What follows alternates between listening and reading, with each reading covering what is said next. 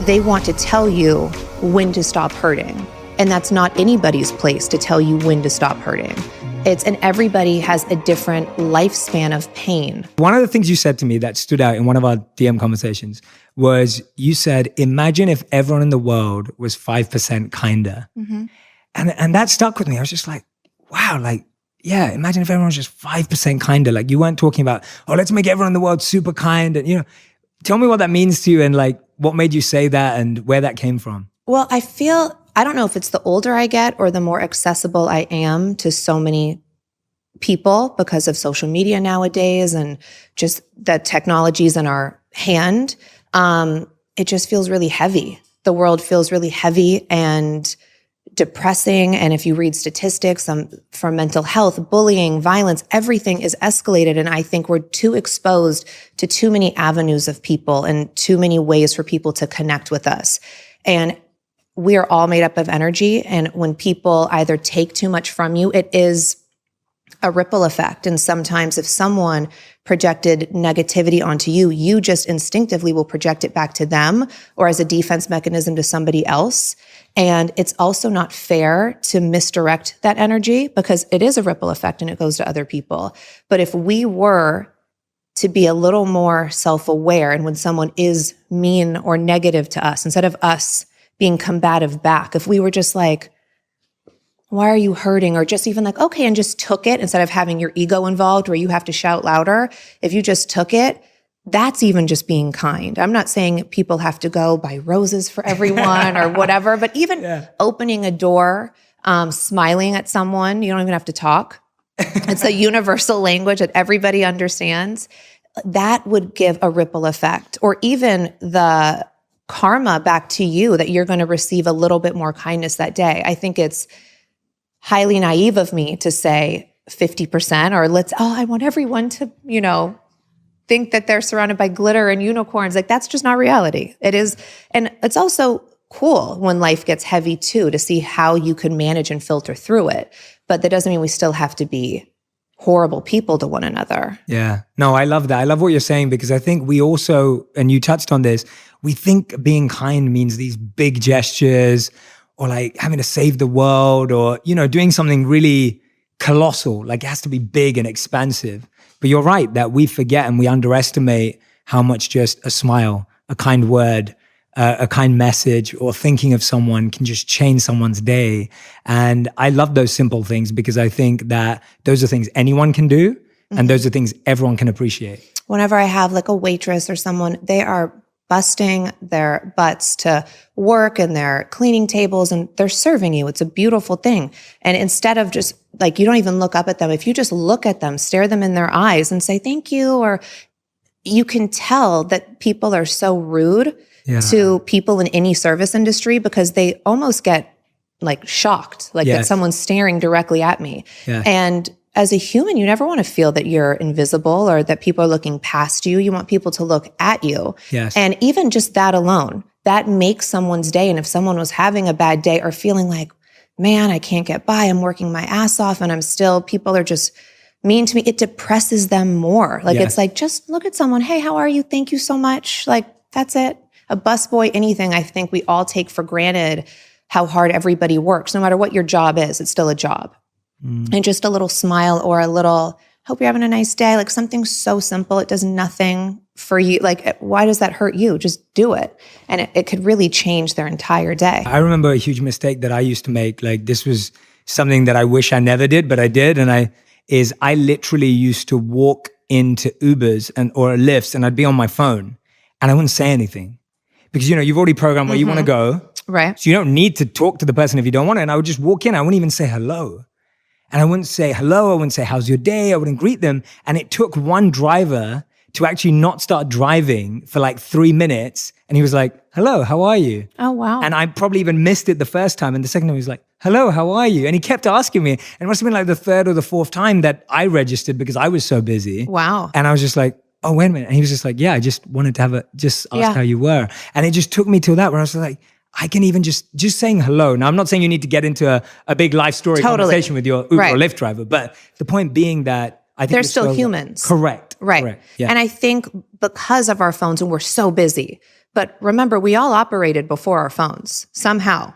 So life goes on. Do you remember that time? I do. And I miss that time. I do feel bad for like my little sisters who I don't think they ever knew that time because they were too young. They wouldn't have a phone at that age anyway. But we forget that we're all humans. And I also, yes, of course, we don't want to have, like, sometimes we're just tired and we don't want to talk. I get it. Totally. But I also, most people can be room readers. So if you go in the car, like, hey, how are you? Like, and that's kind of it. If they keep engaging, you're not being rude. You could still kind of just give short answers and hopefully they'll kind of get the clue and stop talking to you. And if not, maybe they just need someone to talk to. Definitely not encouraging anyone to get into a life story conversation. Just be human. I think you put it best. Right. Yeah, be human.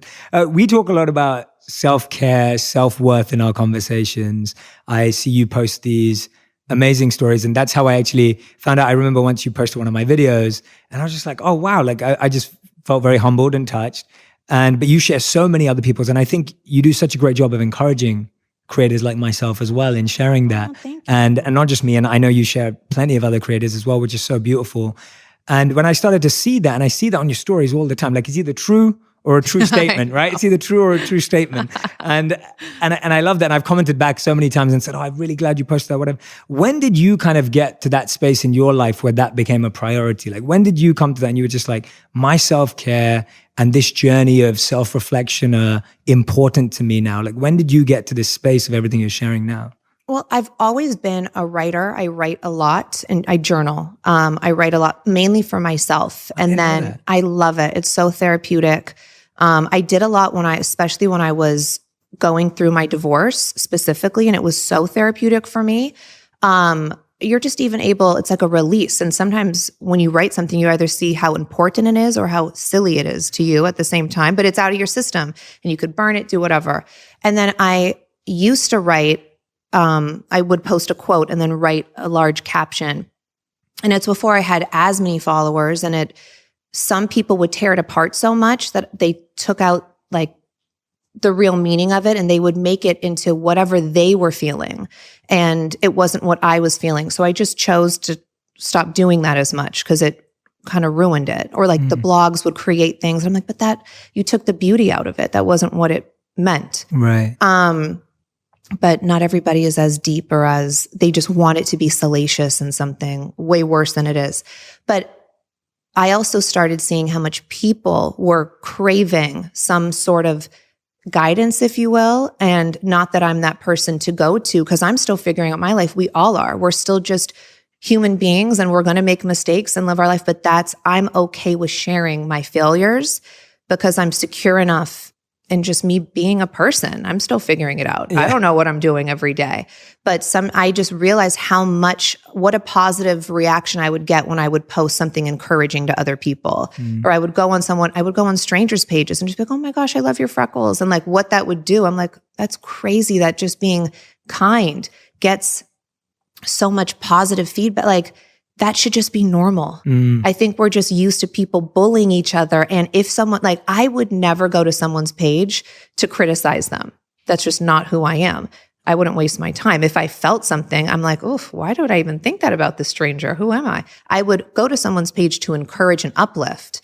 So, but I think in today's day, we're so used to people going to pages to be these, computer bullies and let's just talk about people. But I mean, they're really struggling in their own life. And that's the only reason why they're acting out like that is because they're feeling that about themselves or whatever. And they're just trying to project it to somebody else. Yeah. And I love how what you just said now, it's almost like it transforms your feeling towards them into kindness too, because you start recognizing where they're coming from and what they're going through to make them that way. I think it's just created, it's interesting in the world that we are in. It's either the more you're exposed to, you see a lot more negativity and it's disturbing and disgusting to me. But instead of me becoming bitter and evil about it, I've chosen to become more self-aware and I have more empathy for people. And I never want to change that. I think if anything, it's given me more empathy because I'm like, oh, I feel really bad for you. Yes. And I feel bad that you can't also understand that I'm just living my life. I'm not perfect. I am doing what you're doing we're just trying to figure it all out. But if we're all a little more understanding and kind to one another, it would make our trials, tribulations, ups and downs that much easier. Yeah. I love that you've always been journaling. I think that's such a great practice. And I love that because I've recommended to so many people that I've worked with to journal and read it back themselves. And you're so right that sometimes you read your feelings back to yourself and you cry. And there are sometimes you read your feelings back to yourself and you laugh because you're just like, what, really? Like, oh, right. You're like, that's really what I'm upset about? Yeah. You're like, that is so petty in today's world. And we all have to also be kind to ourselves and realize that, like, I hate when people say, like, what do you have to worry about? You have all this money or whatever. Oh, so money means you don't have problems? And I don't care who you are. Problems are problems. In your world, you might walk a day in my shoes and be like, I don't want those issues. Or I might walk a day in your shoes and be like, wow, everything's beautiful. But you might see what I thought was beauty as you're not happy and satisfied with that. And you still want more, or maybe you want less. Those are all okay feelings. That's why we each have our own lives. Yeah. But to attack somebody else for what is considered their problems, I just find really counterproductive. And that's not motivating yourself. If you want a lot of money, go out there and get it. I believe in you. I'm applauding you. But when I think journaling is so good, especially when it's private, because for me personally, it's something I get to write down and I don't feel judged, but I'm allowed to criticize myself because it's my journey and I know the day one to the last day that I've taken those steps. So I'm allowed to critique and be like, you know what, Chloe, you're way past this. You don't need to harp on things like this. I think it's healthy. And even if you read it back and you just laugh at yourself, I think that's also a great form of therapy. Yeah, 100%. What's the most powerful or meaningful journal entry you ever wrote that was really like transformative for you? I'm fascinated. That's a good question. You know, sometimes I write and I don't even know what I'm saying. Right. Like sometimes I'm just like, it's like words and then it turns into something. And I never even knew that was a thing. But I was like, I'm just compelled to write. And I would just start scribbling and it might be literally talking about my day. And then it goes into maybe like something to do with like, why did this happen? Like, you just like, because your mind wanders. I know you meditate. I pray. I'm not great at meditating and sitting, and my mind wanders too much. So when I pray, my prayers are very conversational. Yeah. And I realize it's kind of how I journal as well. It's more of a conversation, but I'm talking almost to myself, which might be a little insane, but. No, not at all. I think the most important meeting we have is with ourselves. I guess so. So I think it's great. Yeah, no, it makes sense. I love that because for me, meditation's a prayer too. And I think that's what's so beautiful about it, that it is a conversation, it is an exchange. And often one of the things that I would do is in my meditation or prayer, I would ask a question. And it's not about trying to find the answer. It's about sincerely asking the question. Like, can you really ask a question with sincere intent, with a genuine feeling of like, I really want to understand this. And when you ask it with that, then of course it becomes a conversation because there's a response. And you're right, sometimes it's from within, sometimes it's from someone you have a conversation with that day. It comes from absolutely anywhere. And I love that. I think prayer is so important. And like you said, even if it's just a conversation with yourself, God, the universe, whatever you work with, it's a beautiful practice to have. I don't care what anybody else believes. I believe in God. I'm not judging whoever believes in. I do believe everybody should have a faith in something. It centers us. It holds us accountable for our actions every day. And so my faith is in God. I'm Christian, and I wake up every morning early intentionally so I have a beautiful view, and I open my windows and I just look and I pray. And I always start my day with gratitude because I think that transcends through the rest of my day. And not that we can control every emotion, but I like to, sometimes you just wake up and you're either melancholy or you're just kind of grumpy.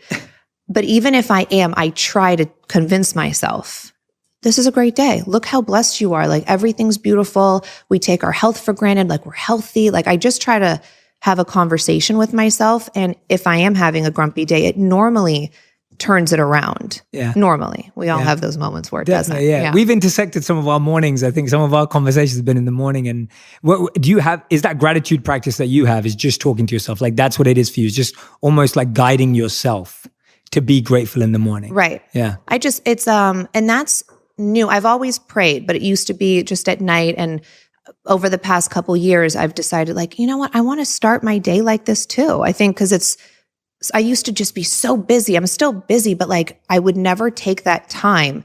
And yes, I have to wake up earlier, but it changes my whole, just the momentum of my day. So I wake up earlier, I make it an effort. You make time for the things you want to do. 100%. And, that's something I want to do. It gives me such a better, lighter energy throughout the day. And it's important. I think we all have ups and downs and we're all going through rough patches. So not every day I've felt compelled to do it, but I've started doing it maybe like 4 years ago. And I love it. It's increased over the past year significantly, where I probably would do it every now and then. And now I do it religiously, I would say, for the past year. That's beautiful. Thanks for sharing that as well. I love finding out about these things because I think so many of us don't get a space to share this. And that's one of the reasons why I wanted to do this was I'm happy that we're learning this about you and I'm learning this about you. I love what you said about figuring things out, because I actually think when we're sharing, when we're figuring things out, they're more relevant. Mm-hmm. It's almost like when you figure something out perfectly and then you teach it, right? It's kind of doesn't feel as real to everyone who's learning. But like you said, like when you're trying to navigate life and you're making mistakes and you're failing, and that's the same with me. Like I'm always sharing that everything I'm sharing in my videos is stuff that I've been through and I'm working through and figuring out. What's something you're trying to figure out right now? Like what's something that you've been reflecting on right now? Oh, goodness, my life. No. There's nothing specifically I can pinpoint. I absolutely love being a mom. It's one of my favorite things. And, about under a year, I would say about 8 months ago, I've had a breakup. And so figuring out, I think people are so good at distracting. And I've really chosen to not distract myself or to try to not distract myself. Maybe people can say True would be a distraction, but if anything, she's a healthy distraction. And I haven't jumped into dating. I don't care to date right now. I'm not in a rush for it. I feel so good in my life and I don't really need much else. And so something that I'm focusing on is just making sure that I process everything. I think, especially in my family, we're good at moving on. Like we have very big forgiving hearts. We just move on, but we don't really talk about things that happened. And I don't really know if that's healthy or not. And so for what I went through with my breakup, I forgive Tristan. I don't think he's a bad person. I think we all make mistakes. We're humans, but it's only going to hurt me if I'm holding on to this anger and playing this victim role. I don't believe in being a victim. I believe in, okay, this happened to me. Let's figure it out. Let's push through it. And maybe if I'm open and honest about it, it can help other people feel like it's okay. We're all human. We're all going to get through things, but you also can't condemn somebody else for just either sinning differently than you did, or I just feel like we're all so quick to, exile people, and it's just so heavy to me. And so something that I'm just focusing on is making sure I'm healed from that, or as much as I can, and try to understand it as much as I can. And then don't distract myself right now. And so I just try to have a lot of me time in the mornings. And that's where I kind of filter through that, I think. Hearing that's beautiful. Oh, thank you. Yeah, no, just listening to you say that, I was like, wow, what a beautiful place to be in. Thank you. I feel really good. Yeah, I can hear that. I do. And I'm proud of myself because I think so many people, it's natural to almost be the victim. It's natural when especially when you're on this platform and the whole world is like, oh, I feel so bad for you. It's like, okay, thank you. But this has also happened to, I'm sure, hundreds of other people before. Not saying it's right. I'm just saying, I'm not going to die. We're all fine. And I want to show my daughter that it's okay. And it's a beautiful thing to also forgive her dad. He's a great person. It's, maybe him and I weren't compatible or whatever on that way, but that's okay. Nobody's going to die here. And I always want True to be surrounded by love. And I know babies feel energy. We feel energy. And I just want her to always feel just bliss as much as I can. That's so incredible. I know it's not realistic every day, but as much as I can control it, I feel like it's my mama bear job to control it. I think so. Yeah. Well, when I'm hearing you say that, I'm feeling the energy of what you're saying. And to me, it sounds like I don't think what you're presenting is an ideal impossible. I think what you're presenting is a very real opportunity to say, it's my child. I want her to have this environment. And I'm going to work really hard for her to have this environment, whatever that means. Oh, it's hard. Right? Yeah, of it's course not easy hard. for me. It's it would be easier for me to keep my daughter away and be like, no, because you hurt me. But he never hurt True. Like, you know what I mean? Like him and I have our own relationship, and then Tristan and True have theirs. And I will never come in between that. I don't believe in that. But I attest that to my parents were incredible co-parenters. From what I know, my mom and my dad, I'm sure, fought all the time. Not around us. I would never know. My sister Courtney and he's like my brother, Scott, they're incredible co-parenters. And as long as it's not hurting you in any way, like if this was hindering Courtney's growth or if it hinders my growth, then you have to also put yourself first, because you are, in fact, taking care of your children. But if it's not hindering you or hurting you in any way, I think it's important to work on all relationships. Yeah, I read somewhere the other day that kind of, I feel really articulates what you're saying. It said, letting go is hard, but holding on is harder.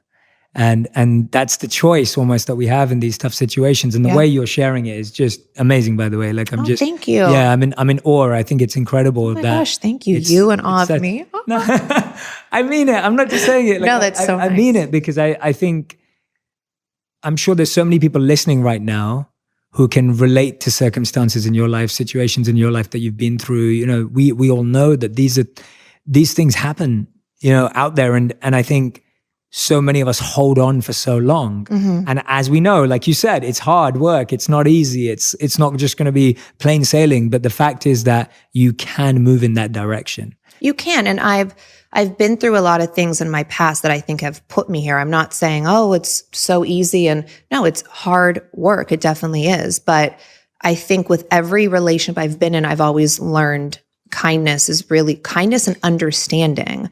And also, one reason why I stopped sharing my journaling or my long captions, if you will, is because people only understand from their level of perception as well.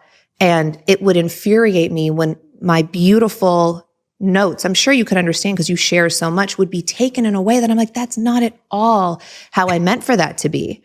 And so I can't explain something to someone when this is only the level of their understanding and their want to understand. Yeah. People also have to have the desire to want to learn more and want to open up their mind to if I'm closed up and if I'm just some bitter person where I live my life like the world is unjust and why do bad things happen to me? It's like, to me, there's no good, there's no bad. Things happen. It's the energy of the world. How you handle it is then, again, another ripple effect from how I think more things are going to happen to you. But if I'm sitting here like, life sucks, life is so unjust, unfair, all these bad things are happening, then, oh my gosh, you're just going to attract all this heavy stuff. But if I'm like, okay, that was not the best, but I'm going to figure out why and let me try to move on and still let me not misdirect my energy. Let me try to be happy. Let me try to still be kind to others as much as you can. And you can still hurt, but you should also heal and then be responsible for your hurting and not channel it to other people. Yeah. I just feel like sometimes we're really irresponsible with our feelings. And we have to be responsible as adults, especially adults that are supposed to be guiding kids and like our youth. You have to be a lot more responsible in how we do things. Yeah, that's so true. I love that about being irresponsible with our feelings. Let's explore that a bit, because I think that's such a powerful statement in and of itself. And this morning, literally this morning, I was sharing this reflection that I was having on social media, and it was about how it's tough to start communicating with children, but sometimes it's even more tough to communicate with our inner child. Right? And like while we're trying to grow up and everything, and it's like, well, you're saying that we're irresponsible with all the feelings that were there and we just move on. And we think when we move on, you've dealt with it. Right. But that healing that you're talking about is just, for me as well, like I always felt like I was someone who moved on, and always felt like I was someone who like, oh, I didn't get affected by that. And then I started to see that actually I had behaviors in me that were complete reflections of a past pain, right? Like there were behaviors in me that were reflections of a past guilt. Right. And then I realized that it's not that they just disappeared, it's that they were going to come out in a different way that was going to hurt future relationships. It was going to hurt present relationships. And for me, that's where I started to work through that, where I started to see, actually, what I saw in whatever it was, I'm now reflecting that. Let me look at that behavior and see how that behavior can be healed and transformed. Right. And what's the root of that? Does that make sense? Completely. Yeah. And also, I think people get confused that even when you're like, no, I'm totally over that, I'm healed. You can still talk about things and be healed. You can still draw back on those things and say, it hurt me when. It did hurt you when. But I think sometimes people are like, oh, you're done with that. You're like, why are you talking about this for so long or whatever? And it's like, that's also a form of my healing. I hate when other people who have not been through the trauma you have been through, any of us, because we've all gone through traumas, they want to tell you when to stop hurting. And that's not anybody's place to tell you when to stop hurting. And everybody has a different lifespan of pain, I think. Everybody will deal with things in different, what might be traumatizing to me might be nothing to you, and vice versa. And we can't invalidate people's feelings. That's only going to traumatize them more. And also shame them. I'm so over like the emotional shaming of what people do to other people.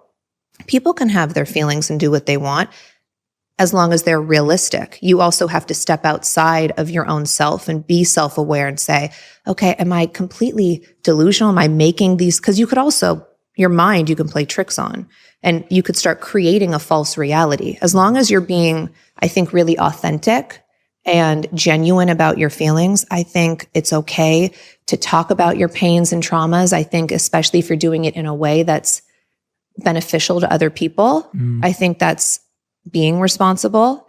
But I think if you're just talking about negative stuff to talk about negative stuff, you're like, oh my gosh, shut up already. Yeah. You know, I think you just have to be responsible. Yeah. You can't, I love what you said there, because you can't put a deadline on someone else's pain, right? You can't be the one to invalidate or validate how long someone needs to dissect something or break something down. And I think that's such a great point. And you're right that I think. But as long as it's realistic, do you know what I mean? Like some people just they just are negative. They just have like a dark cloud over them because they've created that cloud.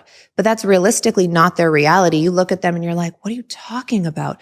And if it was something from 5 or 10 years ago, you're like, okay, babe, we gotta, not that we're putting a deadline on it, but let's start working through it. Yeah. Let's not sit in the beginning stages of whatever's holding you back. So it's the balance that you're talking about. It's a balance. It's not either or. Correct. Because you can't just talk about it forever and you're not doing anything about it. Right. At the same time, you can't say, oh, get over it today. Right. It's that balance. Like I can't stand people that are like eating a bucket of like Haagen-Dazs ice cream. Like, I'm so fat. And like they won't work out. They won't change their diet. They won't drink more water. They won't whatever. But they're complaining. I'm like, well, you're always going to be in this victimized state because you're literally not doing you're not being self-aware. You're not even looking at your own reflection saying, okay, what can I do to change things about myself? It's everybody else's fault. And what would you say to someone who's in that situation, whether it's whatever it is, whether it's their physical, their emotional, their mental, how do we then talk to that person or coach them with compassion out of that? Like you've done a lot of that work. How do you do that with someone else in the same way as we do with ourselves? Like what would you say to them? It really does come from within. I think whenever people do things for other people, it's always, you're setting yourself up for failure. I think you really genuinely have to want to change areas of your life. And if you don't, just be happy with who you are. I don't care physically what you look like, your weight, whatever, as long as you're healthy and happy, do you. But I know for me, I was overweight I was unhealthy for a lot of my life. And then when I was like, I started going to the gym during my divorce, like a significant and consistent amount for my mental. I needed a release and I needed to feel strong. And I just needed to get rid of all of these thoughts. And I wanted to be alone. And the only place to really be alone was being on an elliptical with headphones in my ears and kind of just vibing out. And as a side effect, I started losing weight. And I was like, oh, I kind of like this, like, losing weight. And it then became like just some competitive weird streak in me that it was like, I want to see if I can get arm muscles. I want to see, like, it started that, but that was never my goal. Was never, I want to look good in a bikini. That was never my goal. It was, I just wanted to feel good mentally. And I think when you start putting yourself first, you start feeling so much better. There's not a size clothes that you have to fit into. It's just, then you start exploring things like, wow, I like how I feel when I drink more water. I like how I feel when I pray in the morning. And because of that, you start to become happier and lighter. And then you start to want to do more things, be more active, socialize more, whatever it is. Yeah. And so many studies now show that even a small amount of exercise a day is so great for the mind and the brain. And I think that's been underestimated for so long. And I know I underestimated that in my life for so long, where I was always someone who focused on the mind and kind of neglected the body and like pushed the body to limits. And then I was just like, oh, wait a minute, they're all interconnected. Right? You can't just say, oh, I'm going to deal with this, I'm not going to deal with this. Actually, when you take care of mind, body, and soul, then then you feel the best version of yourself. Correct. And that's what I love, that even if your first intention for going to the gym or doing anything is wrong,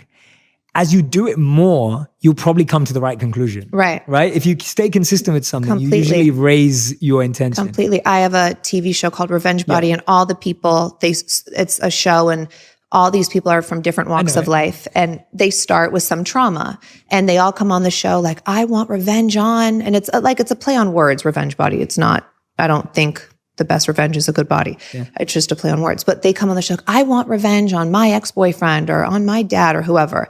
And I'm always like, okay. And like the first interview, and then towards the show, they're feeling so, because they think this good body is going to this person's going to treat them good. It's like, how superficial and narcissistic are we? But we are. That's the world we live in. And so towards the end, they never want revenge on the person it starts out with. They want compassion. And they're like, or I don't want that boyfriend because I deserve better, because I feel better. And the show, they think it's all physical, but what we do, we kind of break them down mentally to self-reflect and look at themselves and figure out what got them here to this place. Because you can't always blame somebody else for why you are the way that you are. You have to be accountable too. And that's something that it means so much to me that through that show, people get to see that a little bit, that it might start off one way, but it's all about internal at the end of the day. Yeah, whatever gets you started is usually a good thing, because at least it gets you in there. But what I love about what you've just said is that it's just anything that gets us started is a good place to start. But when you're giving someone the power to make you feel beautiful, you've also just given them the power to make you feel ugly, right? And so completely, you're just always giving away your power if you don't upgrade that intention. And I think we see that in every part, whether it's our body, our mind, our intellect, our academics, whatever, all these expectations of others, the more we're looking for someone to say, yes, you're amazing now. Yeah. It's like you waiting for that statement. You could wait your whole life for it and it could never come. Right. And it also almost could become an addiction. Like people, it might not be good enough from one person. They need it from thousands in this or whatever, but it's not that. It's because they need to hear it from within. You need to tell yourself, you're beautiful, you're dope, you're so smart, whatever it is. But they don't feel it. They don't believe it. So when people keep telling them, you're such a good person, they don't believe it at all. That's why they keep trying to find validation in empty things. I love that. That's amazing. You've talked about things that you do, like gratitude, journaling, prayer. What else do you do on a daily basis that you don't negotiate with? You like, I have to, obviously exercise too. Working out. Yeah, working out. Yeah, that one too. What else is there in your day that you just like, I can't negotiate with this? Like this has to be something that I must do every day, every week. Or are those are pretty much the core. I mean, it's praying and working out are like my two that I do basically every single day. And like yesterday I did my schedule wrong, or no, the day before I did my schedule wrong. So I missed my workout and I was like, I felt fine. I went along my day, but when I realized that I did my schedule wrong, I was like, oh my God, I'm so bummed. Cause what it does, I'm not like, it just clears my head. I feel so good afterwards. So whatever that is for people, it doesn't have to be what your non-negotiables are or mine. It's just, I think everybody has to have those. There are like, I think they fuel me. Yeah. You talked about working with your family, which I think is fascinating in the first sense, because it's an amazing thing that you're constantly surrounded by, working with, you're just in that environment all the time. And you said that you're good at moving on and forgiving each other, which I think is an incredible quality as well. Like, what's that like to deal with every day? And how are you learning more from that experience? Like, what are you learning from that? I think it's one of the best blessings in the world that I get to say that my job is being with my family every day. When this first started, we were much younger. I think I was 23 or 24. I'm still 23 or 24, so I don't know how that works. But yeah, we're in the same generation. Yeah, I'm like, what? Yeah. But when you get older, you all have your own families and kids, and not that anything happens, but you normally see your family holidays not as frequently. We see each other every single day, and I'm honored to be able to do that. Yes, there causes more fighting or tension, but the thing that I've learned about my family is we are loyal, and no matter what disagreement we have or whatever, we'll always figure it out. We're not a family that's like, I haven't spoke to my sister in 7 years. Like, I don't know how people do that. And we are very understanding of each other. And I just think it's a really great dynamic. Like, we're understanding of if we're all going through something or whatever, we really try to be there for one another and support them through that.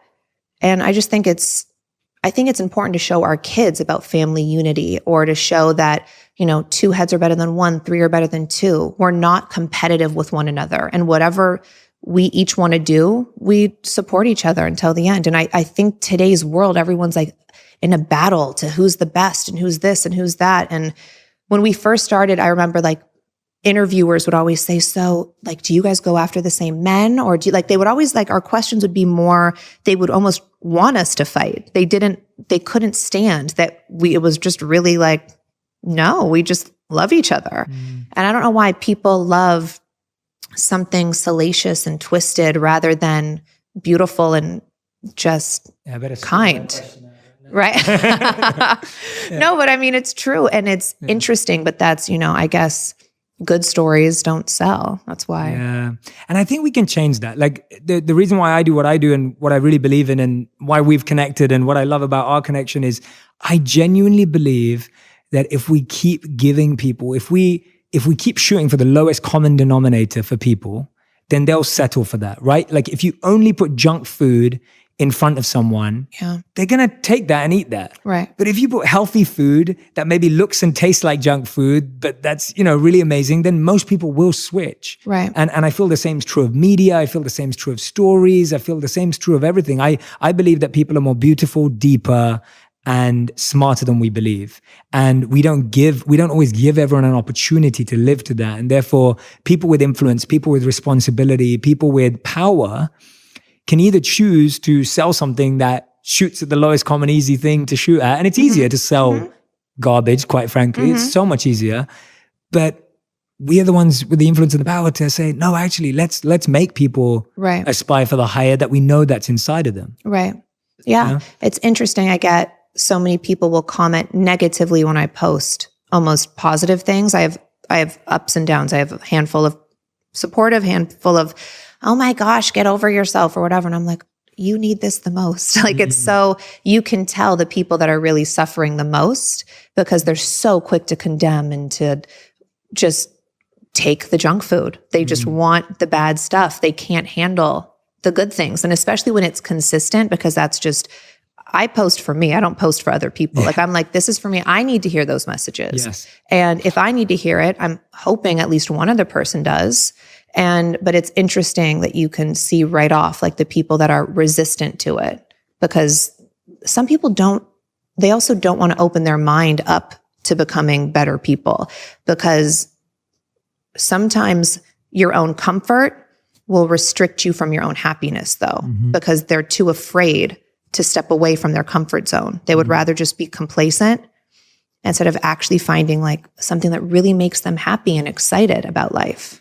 Yeah. And I think I remember being there sometimes too.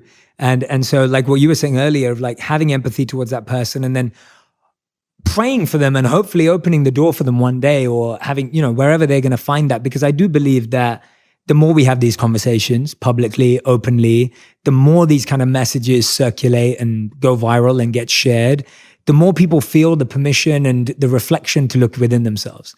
It's almost like if it's not out there, if you've never heard it from your parents, if you've never heard it from your teachers, if you never heard it from your best friend growing up or the person you looked up to, it's kind of a lot of this stuff we expect people to have self-taught, but it's not. It's something you have to hear from someone that you look up to or inspired by that kind of gets you going. It's interesting you said, give yourself permission to look inside yourself. And it blows my mind that so many people do feel like they need the permission when you're in control of your own self. But so many people, they want to be like sheep. They just want to be told what to do and let me follow the herd. And that's just, it's mind-blowing to me. Yeah, it is. It is. Tell me something that you've learned from True and something you're trying to teach her. Oh, because so many of us, because her energy on... Hi, Malika. Malika's here. That's my best friend. So nice to see you. Thanks for being here. Yeah, nice to meet you. I'll give you a big hug in a moment. Yeah, later, definitely. But I know that you post so much about her. We've spoken about her. I think her energy radiates straight off the page. You know, my team was speaking about her earlier as well. Like, what has she taught you, and what are you trying to teach her? I'm asking this because I haven't had kids yet. So oh my God, no, and it's interesting. I never you can feel your child's personality, and like she's a really good person. Has empathy already for other people. And it sounds crazy that you can know that, but you can. I never really understood that until I had a child. And I've always had patience. I'm good with patience. I've always loved kids, but she gives you a different kind of patience. And when you feel that like you're exhausted and you can't go on with your day, when you're around your own child, you get this surge of energy and you're just like, oh, I got to keep going. Like you just figure it out. And so she just gives me, I think, more of a drive and to stay fit, to stay healthy, because I want to be an active mom with her. I want to be here as long as I can. But I would say it's a different type of patience. I think it's a softer patience. And I mean, I've always been goofy. I've always been silly. So my inner child is there, and I will be the first one to play and be wild. And I don't care how I look. Like I'll be an animal. It doesn't matter. But I mean, you're just like reliving your childhood again. It's fun. Yeah. Oh, that's awesome. Yeah. So that's what she's teaching you. She's taught me so much more understanding from my mom. Oh. And you just realize that I think when you're a kid, you'd think your parents are superheroes, and they are, but you still have to understand they're just humans. They're still like, I'm just a person. Doctors are just people. We give everybody so much power, and they're allowed to make mistakes. They're allowed to not know what they're doing. My mom didn't have Google. How the hell did she figure things out? Like now I'm like, I don't know. Can kids have honey? I'm like, I have no idea. I ask my phone and I get the answer.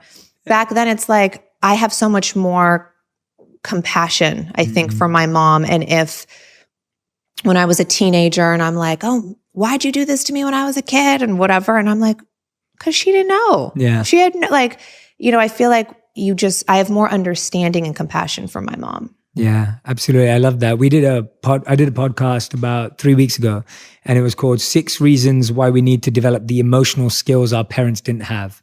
And one of them was to recognize how hard it is. Yeah. And the second one was to build compassion because of how hard it is. And to recognize what you just said, like the ease at which we have information, the more conversations about parenting now, and like more research that's been done. Right. And you look at parents before, all they had was just what their parents told them. And then that was passed down and passed down and passed down. So yeah, that's a beautiful lesson. I'm excited to see what I learn when I have children. Yeah. But those are definitely beautiful ones. It's the best. Yeah. It is the best. Yeah. Those are definitely beautiful ones that I can take forward. What is it that's on your mind right now, or that when we were talking and we decided to do this, what was there that was in your heart that you were like, Jay, I really want to share this. I want to talk about this that we haven't kind of dived into right now? You're like, there's something on my mind that... No, I feel like, I was so excited just to sit with you and to have this natural conversation. I feel like we've touched a lot of topics, and I love that. I didn't want it to be too contrived and about promoting something. I just wanted it to be like a beautiful conversation. So I appreciate that. And I feel like I don't know. Is there anything else? Thinking. No, that was the same for me. My intention was I wanted to hold space to just hear you and let you talk and share, because like I said at the start, from any conversation we've had, I just think that your journey of figuring it out, sharing this positive message, that energy is so awesome. And I want everyone to experience that. Thank you. And that's what my intention was. And I think I've had that today. I'm just sitting here listening to you going, I've just learned so many things today. Oh my gosh, thank you. And that's the thing. I think our show is our show, and that's a piece of me. I don't blame anything like on editing. That's who I am. That's one layer of who I am. And I don't really get to divulge in this layer of who I am. I mean, I do little bits here or there on Instagram. Yeah. But sometimes, like I said, it's hard because people tear it apart from what their level is to perceive something. And sometimes that discourages me from wanting to share, because that's not at all what I meant. But when you're able to really vocalize something and have a natural dialogue, sometimes it's easier to share how you feel. So thank you for giving me this platform to do so. No, of course. That's what I love about podcasts in the first place, but also just just being able to dissect the topic for like 30 minutes, 40 minutes. Like we need more of that to also understand people better and give people an opportunity. But I'm hoping that we're going to continue seeing you share your work. I'm hoping that we're going to see more of your journals. I'm hoping and praying that we're going to see more of that expression. Thank you. Because I truly believe it's helping people. Oh, thank you. And the percentages are always going to be in your favor, because I think the amount of people that are good and seeking good and are starting with good intentions is so much more powerful and stronger. And I want you to feel that. So thank you. Well, you're definitely a huge motivation. I know for so many people that I know, and I know it's scary and sometimes really daunting and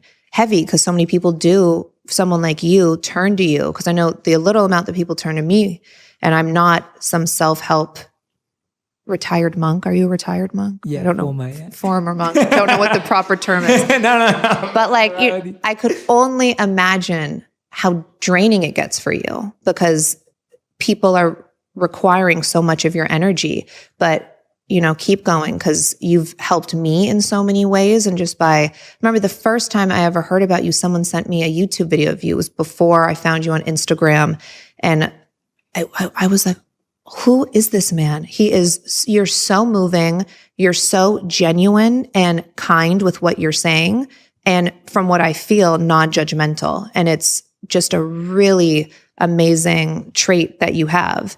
And I know you're helping a lot of people, and you've made me feel like it's okay to share more things. And that's why I like to share more other people's stuff, because I feel like people, sometimes they get too critical if they think it's just mine, and they need to know that it's okay to share love and kindness the way that you do. So thank you. Yeah. And thank you for encouraging people like me. I'm humbled by hearing that from you. And it means the world. It really does, because there's a beautiful statement that was said by Martin Luther King. And he was talking about how those who love peace need to learn to organize themselves as well as those who love war. And I think that those of us who are in this mission and purpose of wanting to spread kindness and not just in this positive movement sort of way, I think real work, real healing, real transformation, not just let's be happy, not that kind of stuff, but let's really do the work. Let's really heal. Right. I think it's really encouraging when we work together. And we encourage each other and help to build stuff together. So, and sometimes people find it so oh, you guys are just so happy. It's I'm not happy all the time. Yeah. I have my moments, and I'm still very there's things I'm oh, really? I have to do that or whatever. Yeah. But then I have to also be okay, no, I get to do that. I have to change my thinking. I have to talk to myself sometimes. So it's not once you have this mentality, you're always in it. It's just a great reminder for ourselves. And also just to change your wording from I have to I get to. Little things like that. If you just try, if you're just aware, it would help you. I think people think it's also too overwhelming to just be kind, and like you said, it's a little 2%.